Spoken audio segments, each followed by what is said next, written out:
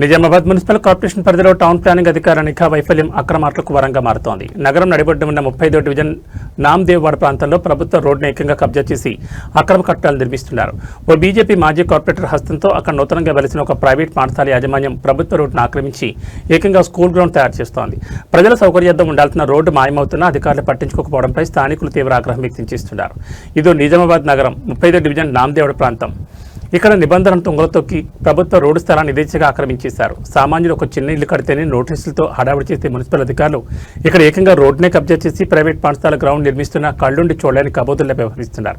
ఈ అక్రమ కట్టడాల వెనుక స్థానిక బీజేపీ మాజీ కార్పొరేటర్ సదరు నూతన పాఠశాల యాజమాన్యం ఉన్నట్లు స్పష్టమైన ఆరోపణలు వస్తున్నాయి. రాజకీయ పలుకుబడిని ఉపయోగించి ప్రభుత్వ రోడ్డును స్కూల్ ప్రహారీ లోపలికి నెట్టేసి గ్రౌండ్ పనులను వేగంగా పూర్తి చేస్తున్నారని స్థానికులు మండిపడుతున్నారు. టౌన్ ప్లానింగ్ అధికారులు, మున్సిపల్ కార్పొరేషన్ ఉన్నతాధికారులు రోజు ఇదే రూట్లో తిరుగుతున్నా కబ్జాదారులపై చర్యలు తీసుకోకపోవడం వెనుకున్న ఆంతర్యం ఏమిటని ప్రజలు నిలదీస్తున్నారు. నగరంలో ఎక్కడ ఖాళీ స్థలం ప్రభుత్వ భూమి కనిపించినా అక్రమార్కులు డేగకన్ను వేసి మింగేస్తున్నారు. నామ్దేవ్వాడలో జరుగుతున్న ఈ బహిరంగ కబ్జాపై జిల్లా కలెక్టర్, మున్సిపల్ కమిషనర్ వెంటనే స్పందించి విచారణ జరపాలని, అక్రమ నిర్మాణాలను కూల్చివేసి ప్రభుత్వ రోడ్డును కాపాడాలని స్థానికులు డిమాండ్ చేస్తున్నారు. నిజామాబాద్ నగరం నడిబొడ్డున అక్రమాల జాతర దర్జాగా ప్రభుత్వ రోడ్ల కబ్జా జరుగుతోంది.